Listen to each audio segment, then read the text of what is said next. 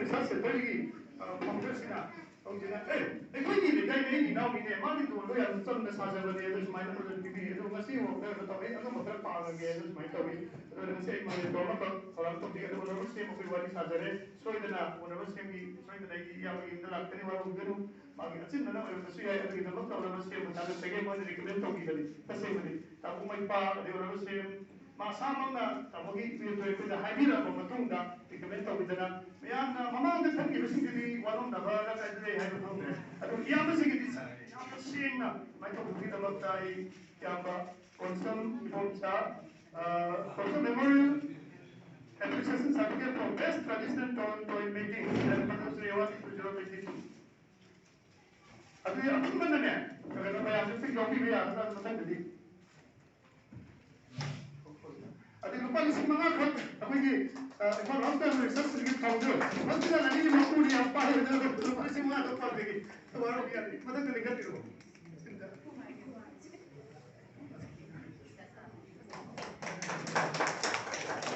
अभी normal OSD हम के पावनी सारे सारे और like this revitalize see the loan number करना बात है या वाली नहीं होगा मैं दूसरे का जैसे इतना कामई तेरा कामई है मतलब मजा तो मुझे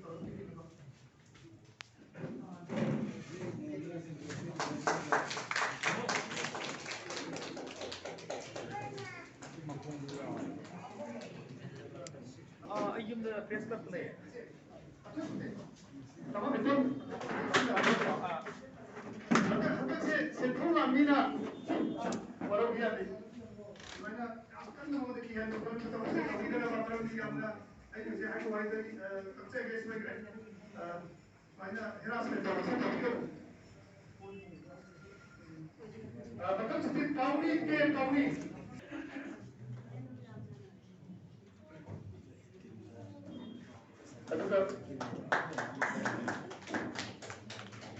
Lungkung sana tomba, ada di bayar lungkung sana tomba ni mas, orang saya pasti tahu ni, ada lagi siapa yang boleh tu semua kau nak tahu, orang zaman itu masih bakal tahu ini ni, pergi.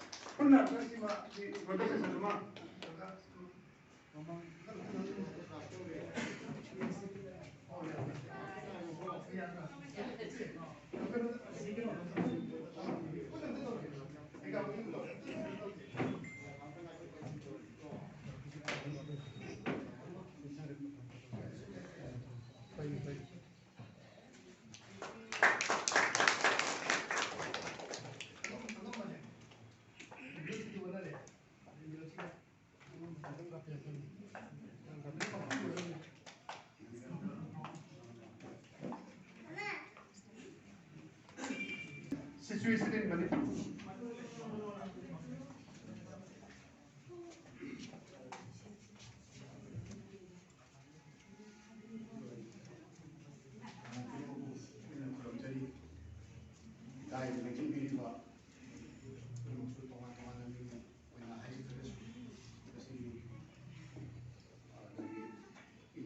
Mother Language Day. Asi yamna koi Maalemgi oina koi isa-isagi imalon asi kanila bagay kumba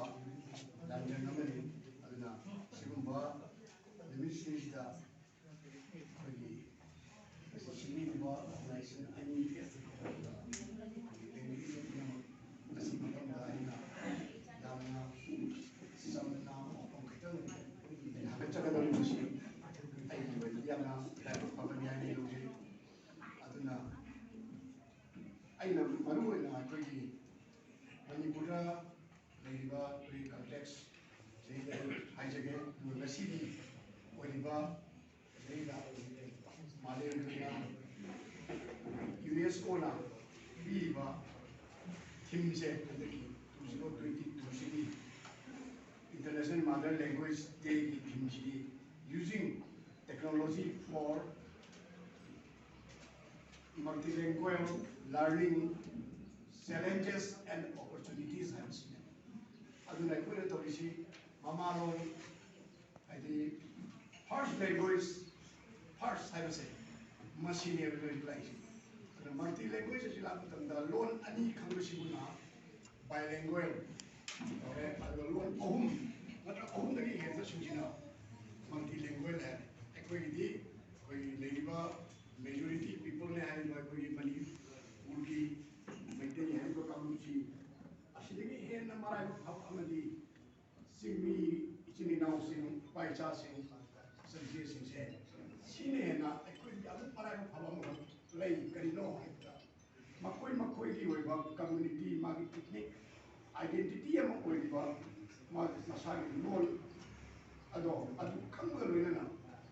akoi gi maitei lol haiba sa hojiki maitei ngakta natre manipuri apungba manipuri lol haiba oidna bharati samvidhan laina pathakna khangha badugumba manipuri lol ase maitei lol ado sigi Simi tadi puna maki power lon language lingua franca oiba manipuri lon hai se masi loina mak ai singi leiba ai missing puna maki power lon ni ai puna maki power lon ni simaga moi khangi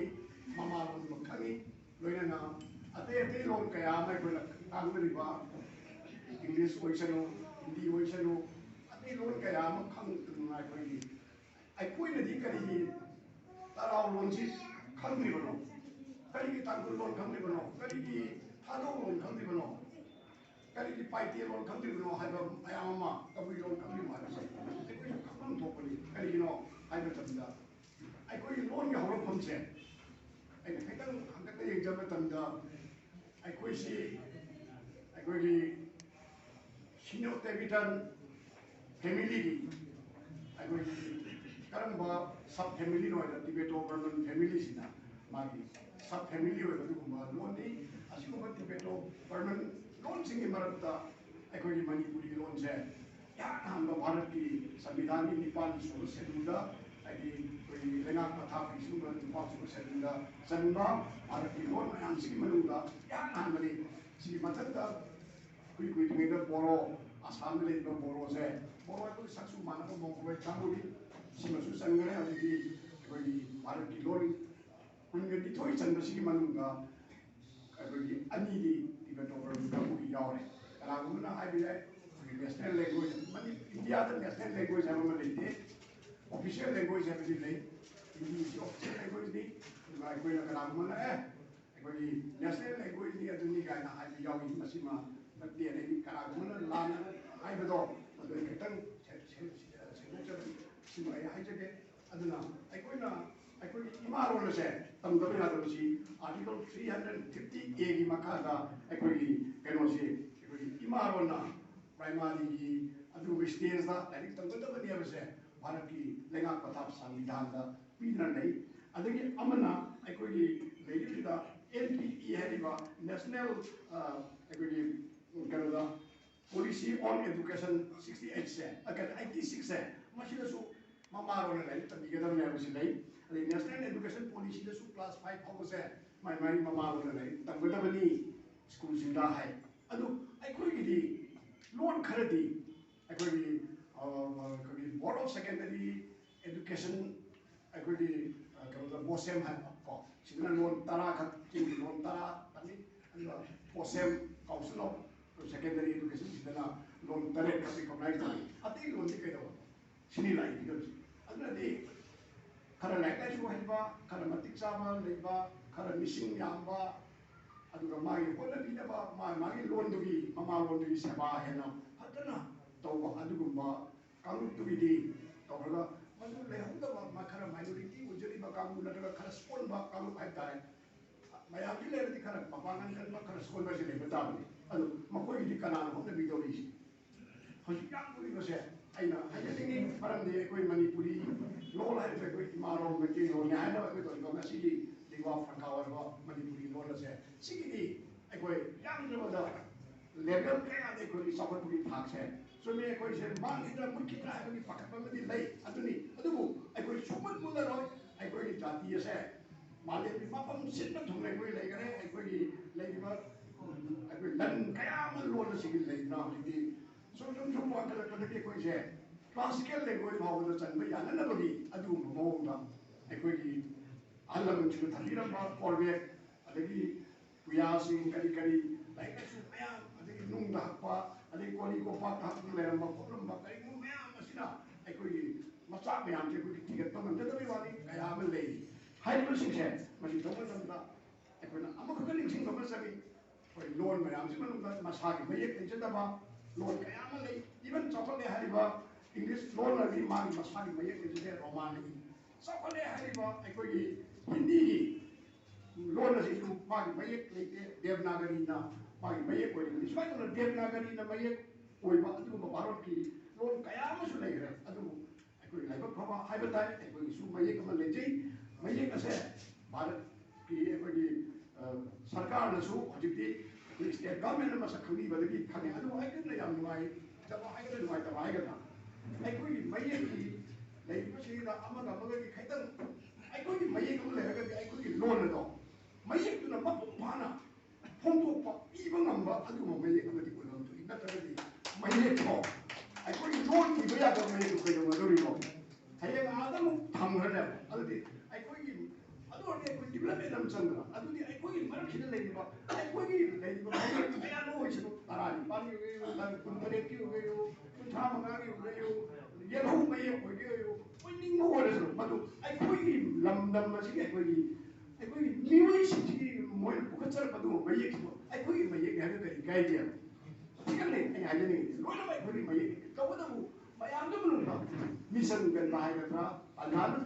ꯈꯨꯗꯣꯡꯆꯥꯕ ꯍꯥꯏꯒꯗ꯭ꯔꯥ ꯇꯧꯕꯅ ꯑꯩꯈꯣꯏꯒꯤ ꯍꯧꯖꯤꯛ ꯆꯠꯅꯔꯤꯕ ꯃꯌꯦꯛꯁꯦ ꯃꯅꯤꯄꯨꯔ ꯁꯔꯀꯥꯔꯅ 1980ꯗ ꯔꯤꯀꯣꯒꯅꯥꯏꯖ तौर gazette फोगे parliament करो assembly न देखो गेजेट फोगे अदुदी वाली मसे ऑफिशियल रिकॉग्निशन अमली अदुना अकोई लोन ना ऑफिशियल लैंग्वेज कोइदिबसिना 79 ददी मरबदुना 79 दा ऑफिशियल लैंग्वेज कोइबो मतम दो मत मयेक तो हाफदि करिगिरोदा मयेक न कोना गेजेट फोगे 79 दी मतुद 80 दा ओइरबनिना मयेक तो हाफदबे वाली अदुना Bengali script written in Bengali script हाइरिबो अदुगी वानी हजिकि करेक्शन तौरे अदुबो चलनिबो बेंगली बेलेक्से ओके सदन हेक्टर ओवरनाइट नाइट होंदोक याबो नतबनिना सही तारा अमदि सिनदि सिना हजि भारत किसुनि इंग्लिश सिना सही संदोक संदोक दंदे अइकोना हबियो बेतन नगरु मनागो आयेन हजितगि खबर पुनमसे मैतै मेक फोग तंगे तोकानि खबर पुदि मैतै मेक फोगनि खबर पाबिदा दिले रोय percentage of people 10% सामने मनुंगा तारा खतने में होजी कई बार ये से खानी बा उन खानी से आई इंसान पार्टी खाने आ अलो मामा सु मचान पा लानी खबर तब ये मामा सु खाने आई खानम बसे आई सु काउथो करे बता काउथो ही कई लोय दा सीन बसे आई ना सीन को वही से सीन को दिया के ये सीन तो बस आई तेने से दिया ꯑꯩꯈꯣꯏꯒꯤ ꯂꯩꯔꯤꯕ ꯑꯍꯜ ꯂꯃꯟ ꯂꯩꯕꯁꯤꯡꯅ ꯊꯝꯕꯤꯔꯝꯃꯤꯕ ꯀꯣꯔꯕꯦꯠ ꯂꯩꯔꯤꯕ ꯄꯨꯌꯥ ꯍꯥꯏꯔꯤꯕꯁꯤꯡꯁꯦ ꯁꯤꯕꯨ ꯉꯁꯤꯒꯤ ꯆꯠꯅꯔꯤꯕ ꯁꯔꯀꯥꯔꯒꯤ ꯃꯌꯦꯛ ꯔꯤꯀꯣꯒꯅꯥꯏꯖ ꯇꯧꯔꯤꯁꯤꯅ ꯄꯥꯕ ꯌꯥꯔꯕ꯭ꯔꯥ ꯁꯤꯃꯇꯪꯗꯤ ꯍꯪꯅꯤꯡꯉꯦ ꯑꯩꯈꯣꯏ ꯃꯗꯣ ꯌꯥꯍꯟꯕ ꯆꯪꯉꯦ ꯑꯗꯨ ꯑꯩꯈꯣꯏꯗꯤ ꯀꯩꯅꯣ ꯇꯥꯏ ꯑꯩꯈꯣꯏ Kanigumba, even company gari mau the swai swai and company do not, and after the Lumena, yes, you will design to the honey, then you say the company, the view of the company, and will be done. Yes, soon made a private people, other man modification, no error. So I put it so,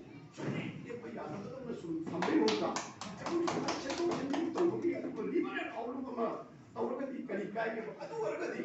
I go sing it in the ocean, so I go. Money proving she got in I put you, my Indian question, I don't know the idea. I put nothing, my thing, I think in the soup, check out the soup, didn't have any yarn oil. I put my arm said, over that, I put up. And I couldn't see it. That's a manata, I was over the round, I would put on. Moment, I got only had a key. I'm going to romance, going up, popularized of Tokanet. Like Baba, I the way to Anami, Roman English Babu, the Masao Baba, and with the India. She is the refuse. I think Hoga, very welcome, man. Very good. But I'm not sure you can find here. She machine at the Bible. I think I can media that over. Media the discussion hour Sunday, any kind of the Anagi, very welcome. And I got the Para City has a very guy. And then you were with them, I can say, thank you very much, and I'm a father. I can tell you the hour, which how many years. She don't know. I don't know about them, China to the book. I do not deny it now. I could demand on music. I could not come home already. I could apply it over here. Or you can know it. I went to Orthodox where I'm not so little me Alaman was our guru in there. Was it the I could say Eemaa on the side, fabulous air. I know Eemaa gets out of the day, we shall have a sung deal. I know I shall have a sung again. And the Eemaa on the song way they say I will follow that. I know Paul, I had there. Higher Ganda, Base, I put the game. Sanaka, I shall have a sung year to the way. Because I am the way they had. I do my country with Hari with my brother. See the high on Sanga. I do not like we see. Put them up there and what is like what like we now. I do not like we now. I go in Manipuri loan me the Mutadi. How we can know I say Manipuri loan I see nothing. My day, my day is to me. I don't know what you see. I go in London City. You know, Madam the Singi, lady will loan in Kita. As I get Nagari group evaluation, I will launch in the market, sell Masama Sa, I am in a total general. I don't think sell Masama, I am some party, part of the Tarakanta. I go to Eemaa, my tail, I don't know my tail, but she got simply wanting your mother, even my answer. I could have put the market in Mology game about all of what I did not know she gave the I don't know about the various and country.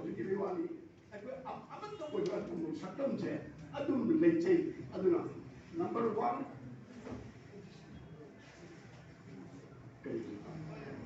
I don't know. See, my time is I didn't know. I couldn't launch the Mukadi was a classical. They was I could some city. I think I could loan Amasu, I could make it happy. You say, Masi, I didn't know my yet the bookie for cookie carita, I do not quite understand. I didn't see what is my space at all. Sunday, I not had the 1940 is our back of India, the Masi. I know, President of language development committee, I don't know. High University, the Amazon, that is our bank down. India government down. I don't feel I'm a low and higher political specimen to be, but I don't get about character, the poor people like him again. When I can lay a do, a woman the day. I mean, getting him at the BJP, Benedict, Makwena, with Penokan lay there, with his space, I said, whatever, I don't know.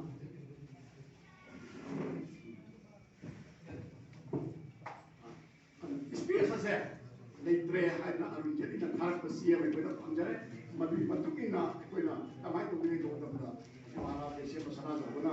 ꯄꯥꯔꯂꯥꯃꯦꯟꯗ ꯄꯩꯁꯥ ꯄꯨꯈꯠꯂꯒ ꯍꯦꯛꯇ ꯇꯧꯅꯅꯕ ꯍꯣꯠꯅꯔꯤ ꯑꯗꯨꯝ ꯇꯥꯏ ꯄꯥꯎ ꯌꯥꯝ ꯅꯨꯡꯉꯥꯏꯖꯩ ꯑꯗꯨꯒ ꯍꯥꯏꯔꯤꯕ ꯁ꯭ꯄꯦꯁ ꯑꯗꯣ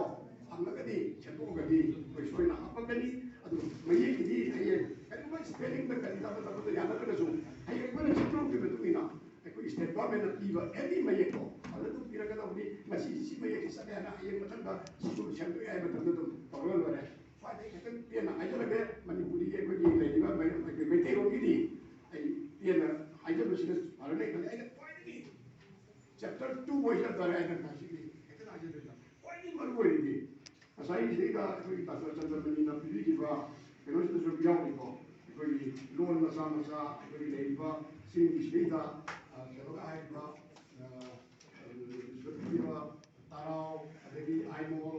ꯑꯗꯒꯤ ꯈꯥꯔꯝ ꯆꯣꯊꯦ ꯀꯣꯏꯔꯦꯡ ꯂꯝꯀꯥ ꯑꯗꯒꯤ ꯃꯣꯟꯁꯥꯡ ꯑꯁꯤꯁꯦꯅ ꯃꯌꯥꯝ ꯄꯤꯔꯤꯕ ꯃꯣꯏꯔꯣꯟ ꯀꯥꯏꯅ ꯄꯤꯔꯤꯕꯁꯦ ꯁꯤꯒꯤꯗꯤ ꯃꯁꯤꯡ ꯈꯔ ꯌꯥꯝꯃꯤ ꯇꯁꯦꯡꯅꯗꯤ unclassified loans 10,10 ꯌꯧꯗ꯭ꯔꯒꯗꯤ classified ꯃꯅꯨꯡ ꯆꯟꯗꯦꯕ ꯑꯗꯨꯗꯤ ꯑꯩꯈꯣꯏꯁꯤꯗ 10,000 ꯌꯧꯕ ꯂꯣꯟꯗꯤ ꯌꯥꯝꯅ ꯇꯥꯡꯈ꯭ꯔꯦ ꯍꯧꯖꯤꯛꯇ 18,000 ꯌꯧꯕꯁꯤꯅ ꯑꯅꯥꯜꯁ ꯑꯣꯏ ꯑꯥꯏꯃꯣꯜꯗꯤ 3,990 ꯈꯛꯇꯅꯤ ꯂꯥꯛꯏꯁꯦ ꯑꯗꯨꯃꯥꯏꯅ ꯇꯧꯅ ꯍꯧꯖꯤꯛ ꯐꯒꯩ ꯌꯧꯗ꯭ꯔꯒꯗꯤ 9,000 ꯌꯧꯕ ꯑꯗꯒꯤ 13,000 ꯌꯧꯕ ꯑꯃ ꯌꯥꯎꯔꯦ ꯁꯤꯗ ꯀꯅꯥ ꯂꯩꯔꯦ ꯀꯔꯤ ꯗꯥꯟꯇꯦꯁꯤ ꯂꯩꯔꯦ ꯑꯗꯨꯅ ꯁꯨꯃꯥꯏꯅ ꯈꯨꯂꯪ ꯑꯆꯧꯕ ꯃꯌꯥꯝꯁꯤ ꯂꯩꯕ ꯃꯇꯝꯗ ꯌꯥꯝꯅ ꯁꯣꯜꯂꯤꯁꯤ ꯃꯅꯤꯄꯨꯔꯗ 13 ꯈꯛ ꯂꯩꯖꯕ ꯌꯥꯎꯗꯦ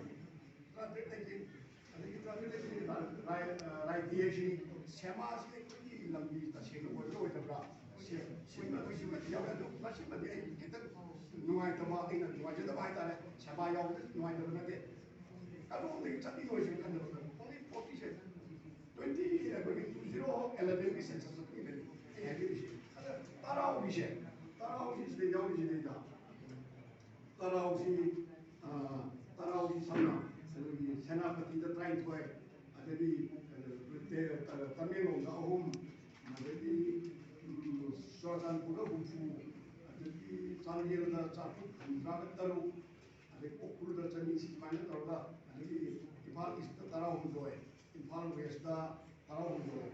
ꯑꯗꯒꯤ ꯊꯧꯕꯥꯜꯗ 19 ꯑꯗꯒꯤ ꯕꯤꯁꯅꯨꯄꯨꯔꯗꯗꯤ 0 ꯂꯩ ꯑꯁꯤ ꯁꯦꯟꯁꯁ 2011ꯒꯤꯅꯤꯀꯣ ꯑꯗꯨꯅ ꯇꯔꯥꯎꯒꯤꯁꯤꯗ ꯑꯩꯈꯣꯏꯒꯤ ꯄꯣꯄꯨꯂꯦꯁꯟꯁꯤ 1,000,000 ꯁꯣꯔꯤ 1,000,000 ꯃꯁꯤ ꯃꯁꯤꯗꯩꯗ ꯑꯩꯗꯤ ꯇꯔꯥꯎꯁꯤꯒꯤꯗꯃꯛꯇ ꯑꯩ ꯑꯇꯩꯒꯤꯗꯤ ꯑꯩ ꯌꯥꯝ ꯀꯟꯅ ꯀꯩꯅꯣ ꯇꯧꯖꯗꯦ ꯁꯅꯀꯥ ꯄꯤꯔꯣꯕꯔꯇꯒꯤ ꯃꯇꯝꯗꯨꯗ ꯃꯥꯅ ꯌꯥꯝ ꯀꯟꯅ ꯇꯔꯥꯎꯁꯤ ꯌꯥꯝꯅ ꯋꯥꯅ ꯃꯥ ꯍꯣꯠꯅꯩ ꯃꯥꯅ ꯇꯔꯥꯎꯁꯤ ꯐꯖꯅ ꯍꯣꯠꯅꯕꯁꯦ ꯑꯩ ꯏꯁꯥ ꯃꯥꯏ ꯃꯇꯨꯡ ꯏꯟꯖꯔꯒ ꯃꯥꯏ ꯃꯇꯨꯡ ꯏꯟꯖꯔꯒ ꯁꯨꯝꯕꯗ ꯇꯔꯥꯎꯁꯤ ꯆꯠꯆꯩ ꯇꯔꯥꯎꯒꯤ ꯖꯒꯣꯏꯗꯤ ꯑꯁꯨꯛꯀꯤ ꯃꯇꯤꯛ ꯐꯖꯩ ꯀꯣꯁꯇꯨꯝꯁꯨ ꯌꯥꯝ ꯐꯖꯩ ꯌꯥꯝꯅ ꯑꯦꯇ꯭ꯔꯦꯛꯇꯤꯞ ꯑꯣꯏ ꯑꯗꯩ ꯈꯨꯟꯒꯤ ꯆꯠꯄ ꯃꯇꯝꯗ ꯂꯩꯁꯧ ꯄꯨꯡꯉꯒ ꯀꯩꯅꯣ ꯇꯧꯕꯗꯨꯗ ꯑꯩ ꯂꯩꯁꯧ ꯆꯤꯡꯒꯤꯗꯣ ꯑꯗꯨ ꯆꯠꯄ ꯃꯇꯝꯗ ꯆꯥꯅ ꯈꯣꯠꯅ ꯑꯩꯈꯣꯏꯅ ꯇꯧꯋꯤ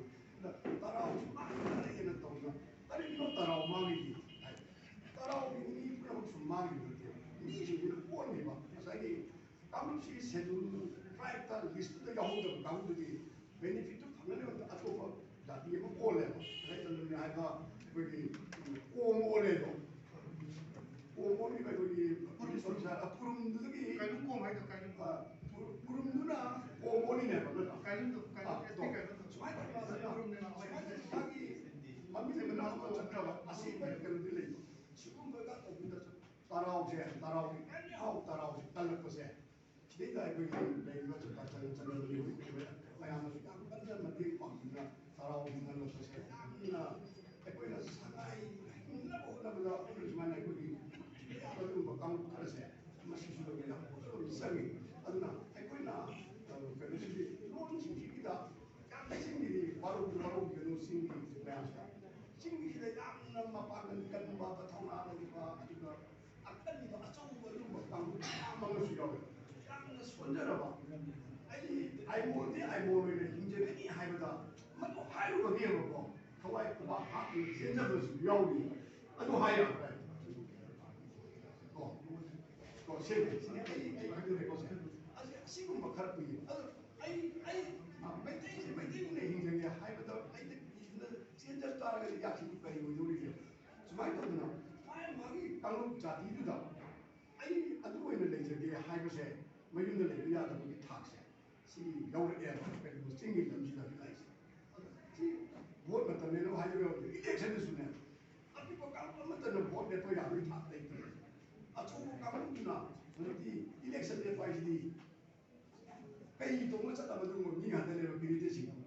kay tong sa tama sing na ara ko aru o se ko ni sara tama ko aru ko chu chita aswan ma tama community ma cha se le du da wala tu ya adu di kana na kan ni batai ko sa ai na kan da batam da majority people ko ni ba ai community na kan na sa kana na kan ni de adu na ko ni don ni o chu ethnic identity ama ngakadibasi aikoi imaronjin ngakadori imaronjin ngakamatanda singi kang amana amagi mateng pangbra pangdaba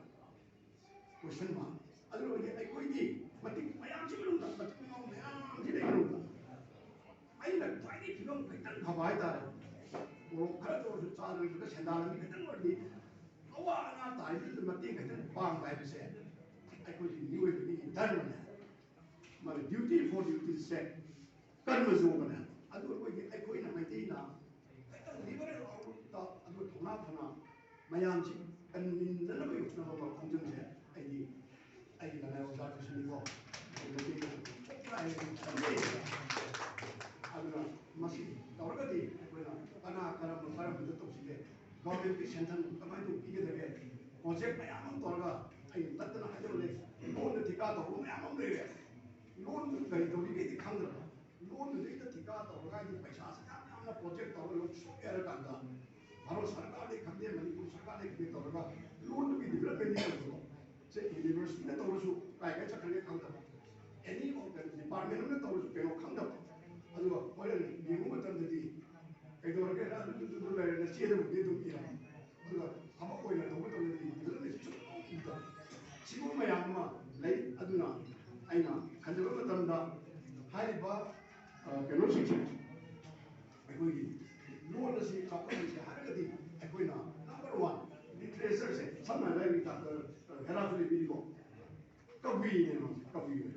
손드나 로메이야 까부면 리트레서를 그래 로메이야 자기 보이서 밑에 밑에 또구나 루앙메야 하이마 아이야 까테 ada apa na tapi penting tak berkampung musuh tapi sih dari orang tempat ni hamna apa ni tahu ni kali ni tempat itu orang kamu ni mana apa sana mana tongkar company cuma nak dia orang tapi ya itu saya mau orang orang tapi salah naik lah jadi sorry tapi kayu itu ada ki orang Amerika kita salah naik wali tapi itu wali mana ini tapi dia mesti ngasih sih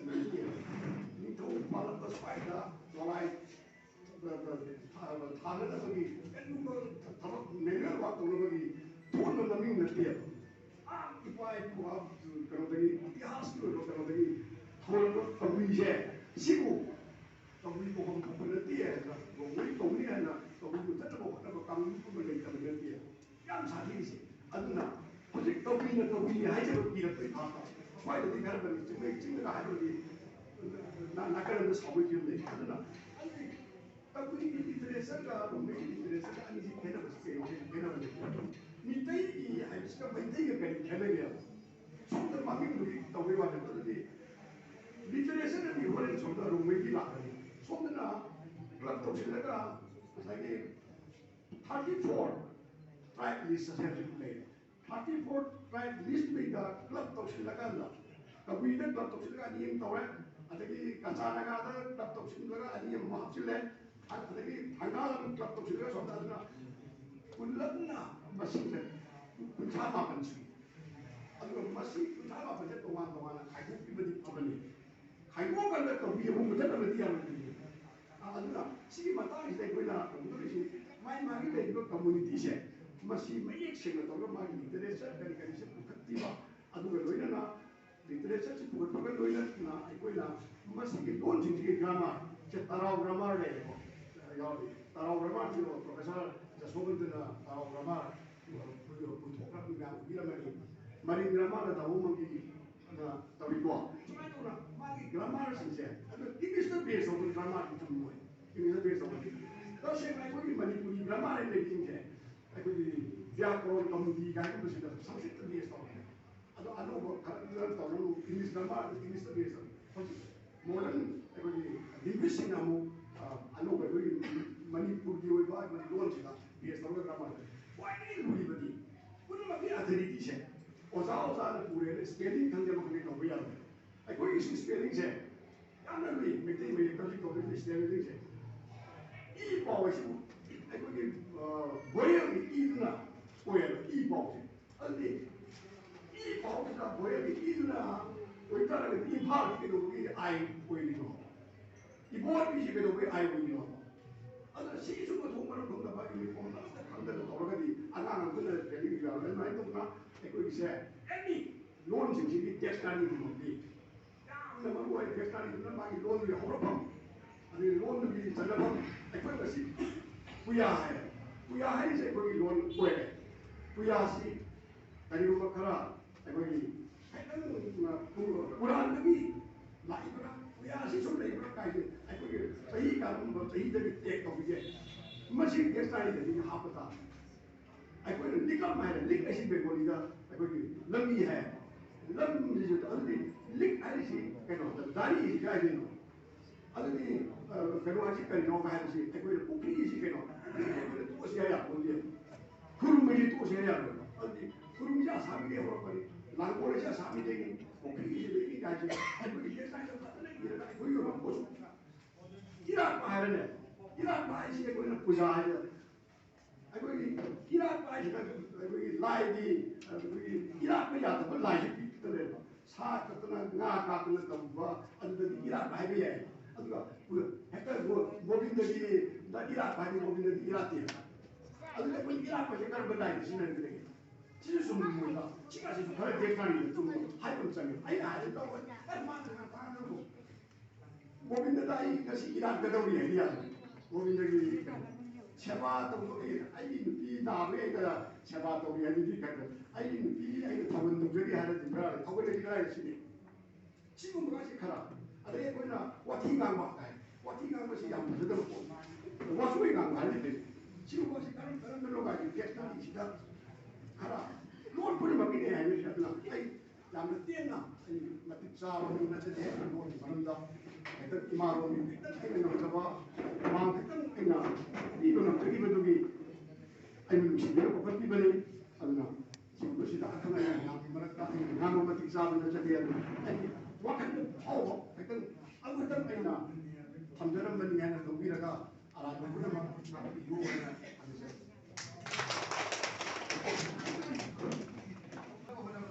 이상이 오는 거 아니고 오토가 어떤 또 홈 미니스터 잡은 누가 그러나 퍼스널리 주나라가 스파스도 비기바 서베 어떻게 맨맨들의 관계로 어떻게 넘었다 내가 그러니까 나가 우측에 어떻게 마탕기 저들이 그냥 아이가 그 만나마 그냥 तसंग में line लाप पे आ living is an Araga हतम phone के लेते हैं और living is दोलते पगे mummy के पर general पगे उन फमदा नोमाई पंडित हैदना मा फोन के नहीं तो बरो बिया दे लिविंग इज एन हैदना माने हाइट ए गा होती तसंग में पांच बस दे उदा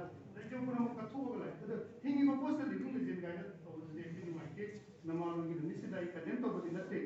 थिंगी को मिसे कमा कैसे तो दो ममालो की तो दे जो तो बुला इगा होने वाला तो दे ꯑꯗꯨꯒ ꯀꯔꯤꯃꯇ ꯀꯥꯏꯈꯨꯝꯅ ꯄꯤꯗꯕ ꯑꯗꯨꯅ ꯉꯁꯤ ꯑꯩꯒꯥꯒꯨꯝꯕ ꯑꯦꯝꯁꯨꯁꯦ ꯑꯩꯒꯥ ꯍꯣꯏꯒꯤ ꯏꯃꯨꯡꯁꯤꯗꯅꯦ ꯇꯧꯔꯒ ꯂꯤꯡꯈꯠꯈꯤꯕꯅꯤ ꯑꯦꯝꯁꯨ ꯍꯥꯏꯕ ꯑꯦꯝꯁꯨꯁꯦ ꯑꯍꯥꯟꯕ ꯃꯤꯇꯤꯡ 28 ꯃꯣꯏꯁꯦ ꯂꯤꯚꯤꯡ ꯂꯤꯖꯦꯟ ꯑꯃꯅꯦ ꯑꯩꯈꯣꯏꯅ ꯉꯁꯤ ꯎꯅꯕ ꯇꯟꯖꯥ ꯑꯃ ꯐꯪꯍꯧꯕꯁꯦ ꯑꯗꯨꯒ ꯉꯁꯤ ꯌꯥꯝ ꯅꯨꯡꯉꯥꯏꯕꯅꯅꯦ ꯑꯩꯅ ꯑꯣꯅꯔꯦꯕꯜ ꯎꯄꯥꯙ꯭ꯌꯛꯁꯇ ꯄꯣꯠꯁꯪꯕꯝ ꯖꯦꯄꯤ ꯌꯥꯝ ꯅꯨꯡꯉꯥꯏꯖꯩ ꯑꯇꯩ ꯅꯠꯇꯦ ꯃꯣꯏꯅ ꯁꯥꯇ꯭ꯔꯤ ꯃꯍꯨꯠ ꯑꯩꯒꯤ ꯏꯅꯥꯎꯁꯦ ꯂꯩꯒꯗꯕ ꯃꯇꯝꯗ ꯃꯣꯏ ꯃꯇꯝꯗꯨꯗ ꯑꯩꯈꯣꯏꯒꯤ ꯀꯥꯄꯨꯔ ꯍꯣꯏ ꯁꯅꯥꯇꯣꯝꯕ ꯍꯣꯏ ꯇꯧꯔꯒ ꯃꯇꯝꯗꯨꯗ ꯃꯣꯏꯅ ꯇꯧꯕ ꯂꯤꯡꯖꯦꯜ ꯑꯗꯨꯅꯅꯦ ꯉꯁꯤ ꯑꯩꯅ ꯏꯄꯥ ꯍꯣꯏ ꯂꯥꯛꯄ ꯌꯥꯎꯍꯟꯅꯤꯡꯕꯁꯦ ꯌꯥꯝ ꯉꯁꯤ ꯌꯥꯝ ꯅꯨꯡꯉꯥꯏ Manipur state commission for schedule tribes ꯑꯩꯈꯣꯏꯒꯤ ꯑꯍꯥꯟꯕ ꯆꯤꯌꯔꯃꯦꯟ ꯑꯣꯏꯕ ꯏꯆꯦ ꯑꯩꯈꯣꯏꯒꯤ ꯕꯣꯕꯤꯁꯦ ꯃꯥꯅ ꯃꯇꯝꯗꯨꯗ ꯑꯩꯈꯣꯏꯒꯤ ꯀꯥꯄꯨꯔ ꯍꯣꯏ ꯁꯅꯥꯇꯣꯝꯕ ꯍꯣꯏ ꯇꯧꯕ ꯃꯇꯝꯗ ꯑꯁꯤꯕ ꯂꯧꯗꯕ ꯍꯥꯏꯕ ꯃꯨꯞꯃꯦꯟꯠꯁꯦ ꯃꯇꯝꯗꯨꯒꯤ ꯃꯨꯞꯃꯦꯟꯠꯁꯦ ꯈ꯭ꯋꯥꯏꯗꯒꯤ ꯀꯟꯕ ꯃꯨꯞꯃꯦꯟꯠꯁꯦ ꯑꯩꯈꯣꯏꯒꯤ ꯏꯅꯥꯎ ꯂꯩꯈꯤꯗ꯭ꯔꯕ ꯑꯩꯈꯣꯏꯒꯤ ꯐꯀꯥꯞ ꯍꯥꯏꯒꯗ꯭ꯔꯥ ꯁ꯭ꯀꯨꯜ ꯆꯠꯈꯤꯕ ꯏꯅꯥꯎ ꯑꯃꯕꯨ ꯂꯝꯕꯤꯗ ꯇꯝꯊꯤꯅ ꯍꯥꯠꯇꯣꯛꯄꯤꯈ꯭ꯔꯕ ꯑꯗꯨꯒꯨꯝꯕꯗ ꯀꯟꯅ ꯃꯨꯞꯃꯦꯟꯠ ꯉꯁꯤꯗꯤ ꯑꯣꯅꯔꯦꯕꯜ ꯑꯣꯏꯕꯤꯔꯦ ꯑꯗꯨꯒ ꯅꯨꯡꯉꯥꯏꯇꯕꯗꯤ ꯑꯩ ꯀꯟꯗꯦꯝ ꯃꯔꯥꯜ ꯂꯩꯕ ꯂꯩꯇꯕ ꯃꯥ ꯊꯕꯛ ꯌꯥꯝ ꯇꯧꯋꯦ ꯑꯩꯈꯣꯏꯁꯦ ꯀꯨꯏꯔꯦ ꯎꯅꯈꯤꯗꯕ ꯍꯥꯟꯅ ꯑꯉꯥꯡ ꯑꯣꯏꯔꯤꯉꯩꯗ ꯑꯩꯈꯣꯏꯅ ꯎꯈꯤꯕ ꯍꯧꯖꯤꯛꯇꯤ ꯎꯗ꯭ꯔꯦ ꯑꯗꯨꯕꯨ ꯐꯦꯁꯕꯨꯛꯇꯁꯨ ꯎꯅꯔꯛꯄ ꯑꯗꯒꯤ ꯃꯥ ꯊꯕꯛ ꯇꯧꯕ ꯑꯣꯏꯔ ꯎꯔꯦ ꯑꯗꯨ ꯑꯐꯕ ꯊꯕꯛ ꯇꯧꯕꯁꯤꯡꯁꯦ ꯑꯩꯈꯣꯏꯅ ꯑꯗꯨꯝ ꯌꯦꯡꯁꯤꯟꯕꯖꯥꯠꯅꯤ ꯑꯗꯨꯅ ꯍꯟꯗꯛ ꯀꯨꯏꯗꯅ ꯑꯩꯈꯣꯏꯒꯤ ꯃꯥꯒꯤ ꯊꯣꯡꯒꯥꯟꯗꯨꯗ ꯕꯪꯒꯂꯥ ꯑꯃ ꯄꯣꯛꯈꯥꯏꯔꯒ ꯐꯪꯈꯤꯕ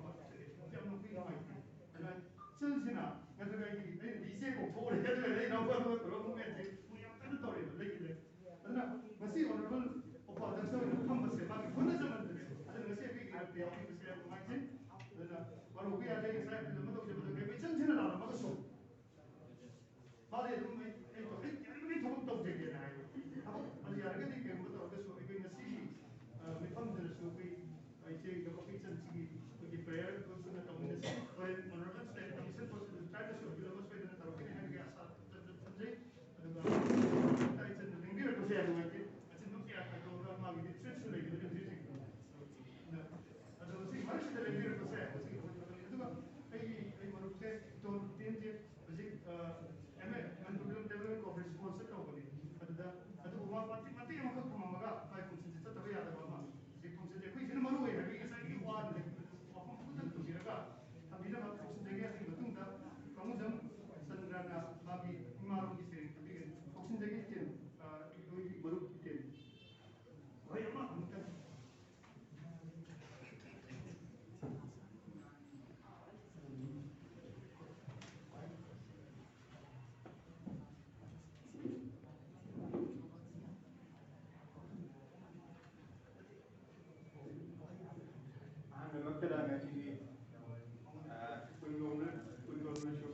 International Mother Language Day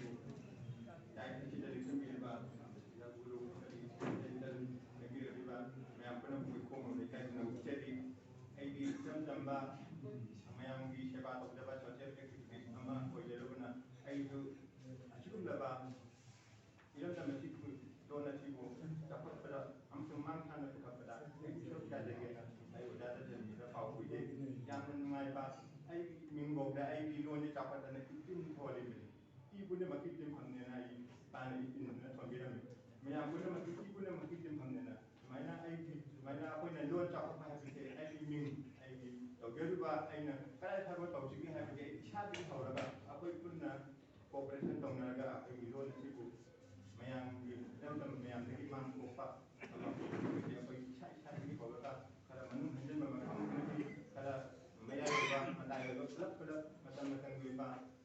program sindana akoi pengmanana tamina sadna lamdam tigi lon sibu amtangi amang kopuna yang berubah takkan destinasi hebat melakukan dari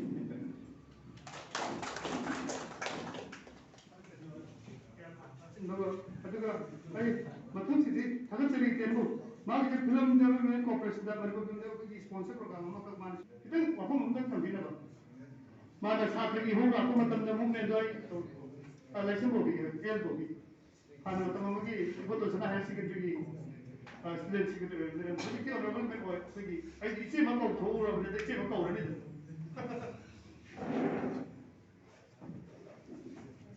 सिगुम्लबा international mother's day को मरी लेना पांगथोक्लिबा अखोगी लैंग्वेज डे असी तम तमना प्रेस क्लब दा loan की ओइबा मतांगदा असिगुम्लबा तंजा हम खमजेबसि मयामदा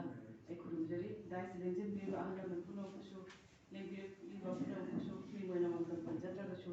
याम पुनमतै खुरुमजरी अखोइना अंगाम ओइरिगेदगी dream समखक अखोइदा खल्लगा लाखिबा अदुगुम्बा loan से करब अखोगी इंडियाना सखंबीगदगी काना वाखलोंद लाक्चगिबदु अखोई एमसुगी 1995 तगी एमसु पांपा ब्रांच पुरअकांदा बुदोंसना girls higher secondary general secretary पुरखी हलमन जिंजिगी तुम इजरना अखोई दालम अदबुदा ऑल मणिपुर स्टूडेंट यूनियन के जॉइंट सेक्रेटरी मापोई अखोई खासुम नमन नुसिरबा मुंग पासिंग एमसुगी दुमाइना स्टूडेंट ऑर्गेनाइजेशन की मखादा अखोई वर्क तौजरकांदा छात्र ऑर्गेनाइजेशन की मरक्ता पुंजरगा इमा लेबाकदमक अमसुं इरोदमक यामन थमोय सेंना अखोई याम सिंसियरली वर्क तौजबा पामजबा सिगुम्बसी फील तौरगा लाखी अदुबु ngasiदी ꯁꯨꯝ ꯇꯧꯔ ꯂꯥꯛꯄꯗꯒꯤ ꯂꯥꯏꯐꯀꯤ ꯑꯣꯏꯕ ꯁ꯭ꯇ꯭ꯔꯒꯜ ꯃꯌꯥꯝ ꯊꯦꯡꯅꯈ꯭ꯔꯦ ꯂꯣꯟꯗ ꯅꯠꯇ꯭ꯔꯒꯅ ꯂꯩꯕꯥꯛꯀꯤ ꯑꯣꯏꯕ ꯏꯁꯨꯗ ꯌꯥꯎꯕ ꯉꯝꯈꯤꯗꯕ ꯇꯥꯡꯀꯛꯁꯨ ꯃꯌꯥꯝ ꯌꯥꯎꯈꯤ ꯑꯩꯈꯣꯏ ꯀꯄꯜ ꯂꯥꯏꯐ ꯆꯪꯉꯦ ꯌꯨꯝ ꯄꯥꯜꯂꯦ ꯅꯥꯇꯩ ꯆꯥꯗꯕꯗꯒꯤ ꯑꯃꯨꯛꯀ ꯑꯁꯨꯃꯥꯏꯅ ꯇꯧꯗꯅ ꯍꯟꯗꯣꯛꯀ ꯍꯟꯖꯤꯟꯒ ꯄꯨꯟꯁꯤ ꯑꯁꯦ ꯀꯔꯤꯅꯣ ꯍꯥꯏꯕꯗꯨ ꯈꯪꯉꯛꯈꯤꯗꯕ ꯃꯇꯥꯡ ꯌꯥꯝ ꯂꯥꯛꯈꯤ ꯑꯗꯨꯕु ꯉꯁꯤꯗꯤ ꯑꯃꯨꯛꯀ ꯏꯅꯧ ꯅꯧꯅ ꯑꯅꯧꯕ ꯃꯌꯣꯟ ꯑꯃ ꯄꯤꯔꯀꯥꯟꯗ ꯃꯌꯥꯝꯒꯤ ꯃꯤꯔꯛ ꯇꯤꯟꯖꯗꯅ ꯖꯤꯂꯥ ꯄꯔꯤꯁꯠ ꯂꯦꯞꯄꯒ ꯀꯥꯔꯛꯑꯒ ꯌꯥꯝ ꯋꯥꯅ ꯁ꯭ꯇ꯭ꯔꯒꯜ ꯇꯧꯔꯀꯥꯟꯗ ꯋꯤꯗꯣ ꯄꯔꯁꯟ ꯑꯃꯅꯤ ꯑꯁꯦꯡꯕꯒꯤꯗꯤ ꯑꯩ ꯅꯨꯄꯥ ꯂꯩꯈꯤꯗ꯭ꯔꯦ ꯑꯗꯨꯒ ꯑꯉꯥꯡ 2 ꯂꯩꯍꯧꯋꯤ ꯍꯥꯏꯔꯤꯕꯁꯤꯡꯁꯤ ꯃꯌꯥꯝꯁꯦ ꯁ꯭ꯇ꯭ꯔꯒꯜ ꯇꯧꯔꯀꯥꯟꯗ ꯐꯦꯃꯤꯂꯤ ꯑꯃ ꯃꯦꯟꯇꯦꯟ ꯇꯧꯅ ꯃꯌꯥꯝꯒꯤ ꯃꯔꯛꯇ ꯇꯤꯜꯂꯛꯑꯒ ꯂꯣꯟꯒꯤꯕꯨ ꯑꯣꯏꯔꯁꯨ ꯑꯦꯅꯤ ꯏꯁꯨꯗ ꯀꯔꯝ ꯍꯥꯏꯅ ꯑꯩꯅ ꯄꯥꯔꯇꯤꯁꯤꯄꯦꯠ ꯇꯧꯕ ꯉꯝꯖꯒꯗꯒꯦ ꯀꯥꯏꯅ ꯀꯔꯤꯒꯨꯝꯕ ꯉꯝꯗ꯭ꯔꯒꯁꯨ ꯈꯤꯇꯪ ꯄꯤꯛꯄ ꯑꯃꯈꯛ ꯑꯩꯒꯤ ꯊꯋꯥꯏꯁꯤꯅ ꯍꯤꯡꯉꯤꯈꯩꯗꯤ ꯏꯃꯥ ꯂꯩꯕꯥꯛꯀꯤꯗꯃꯛ ꯀꯗꯥꯏꯗ ꯀꯔꯤꯗ ꯀꯃꯥꯏꯅ ꯀꯥꯏꯁꯦ ꯌꯥꯝꯅ ꯈꯟꯖꯕ ꯅꯨꯡꯁꯤꯕ ꯋꯥꯈꯜꯂꯣꯟꯗꯨꯅ ꯉꯁꯤ ꯑꯍꯜ ꯂꯃꯟ ꯂꯥꯏꯈꯨꯔꯨꯝꯖꯣꯟ ꯃꯅꯥꯛꯇ ꯑꯩ ꯅꯛꯆꯕ ꯌꯥꯝ ꯅꯨꯡꯉꯥꯏꯖꯩ ꯑꯗꯨ ꯊꯃꯣꯏ ꯁꯦꯡꯅ ꯌꯥꯝ ꯑꯦꯄ꯭ꯔꯤꯁꯤꯌꯦꯠ ꯇꯧꯋꯤ ꯑꯗꯨꯒ ꯉꯁꯤꯃꯛꯁꯨ ꯌꯥꯝ ꯁꯦꯡꯅ ꯅꯨꯡꯁꯤꯖꯔꯕ ꯂꯩꯕꯥꯛꯀꯤ ꯑꯣꯏꯕ ꯑꯟꯗꯔꯒ꯭ꯔꯥꯎꯟ ꯒ꯭ꯔꯨꯞꯅ ꯂꯩꯔꯤꯕ ꯒ꯭ꯔꯨꯞꯁꯤꯡꯁꯤꯗ ꯄꯩꯁꯥ ꯄꯤꯗꯦ ꯍꯥꯏꯕꯒꯤ ꯑꯗꯨꯒꯨꯝꯕ ꯁꯤꯡꯒꯜ ꯀꯣꯏꯟ ꯑꯃ ꯄꯤꯗꯦ